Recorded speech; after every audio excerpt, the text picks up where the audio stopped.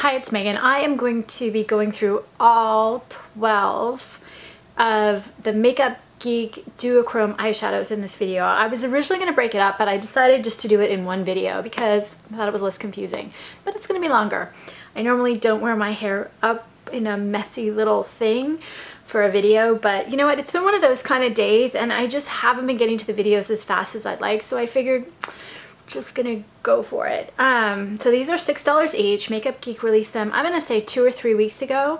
And so there are 12 duochrome eyeshadows, which are $6, and they're 0.06 ounces. And they come without a case. So mine are in a Z palette. And then there are 10 duochrome pigments, and I have 3 of the pigments. I'm gonna do a separate video review for that, but this is for the 12 of the eyeshadows. So overall, I think these are really, really great if you know what you're getting, and I'll explain that. First of all, the colors are really pretty. They veer a little bit lighter on than I expected, just as an overall. I didn't see as much duochrome sometimes as I saw just a beautiful shimmer, so they're incredibly pretty shadows, but I found that I personally had to use an eyeshadow base to get them to last longer than, let's say, 4 or 5 hours without them fading a little bit. They were still there with kind of a really pretty shimmery effect, but I didn't get the full pigmentation, I felt like, after 4 or 5 hours. If you put an eyeshadow primer or even like an eyeshadow base, I think that they wear a lot better, and the colors are, I don't want to say more pigmented because that's not really fair. When you first apply them, they're super pigmented.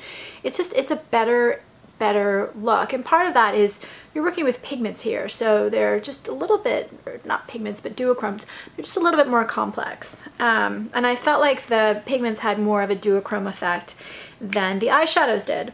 And overall, applying them, I didn't find them powdery. I didn't get any kind of like fallout on my face at all.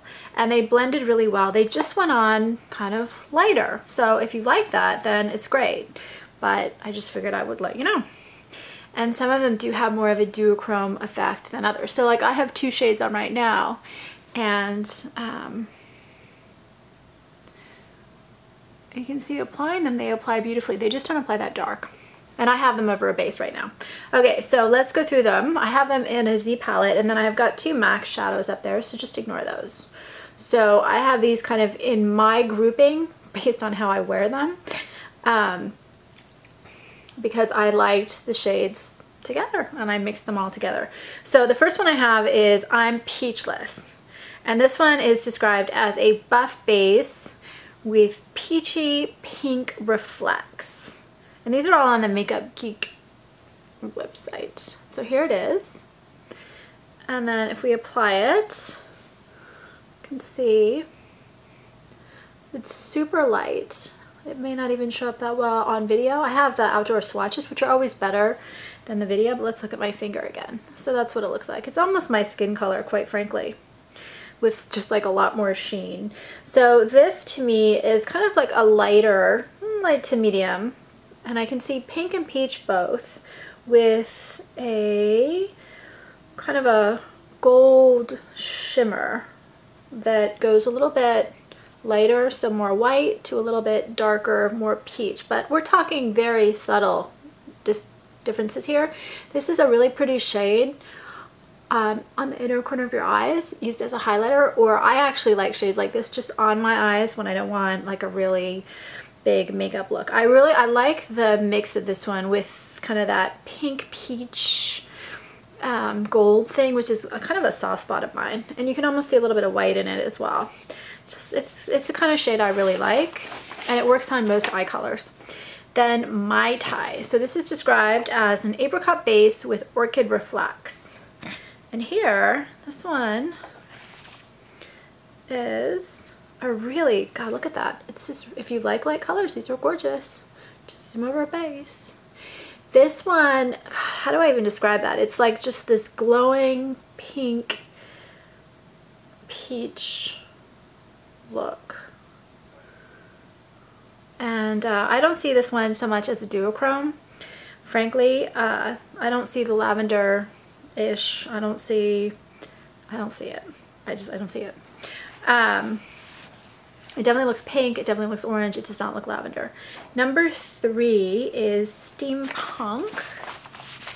And so this is described as a black base with rich copper reflects. So here it is. And this one I do see some real kind of duochrome stuff going on.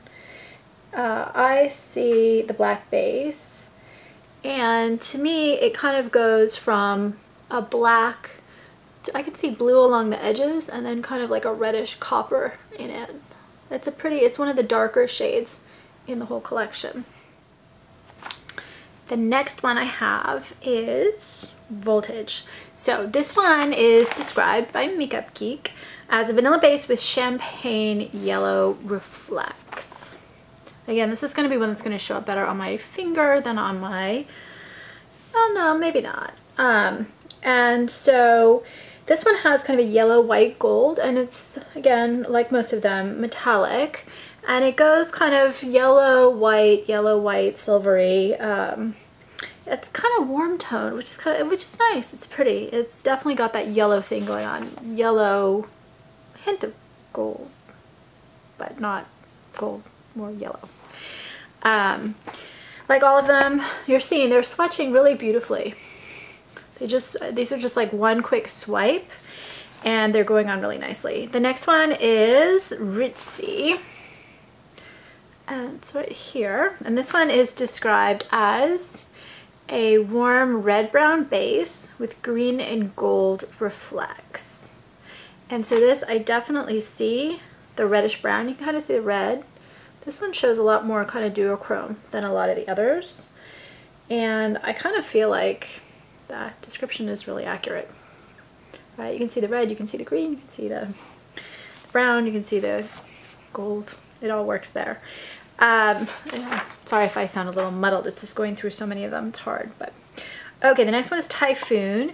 Deep teal base with green and gold reflects. And this one is kind of a muted. This one I see the duochrome again more than some of the others. This is a very common color, but I can just see it kind of going blue, green, gold. This looks like the ocean to me. This looks like a mermaid's tail, actually, and I can definitely see the duochrome shifts in this one.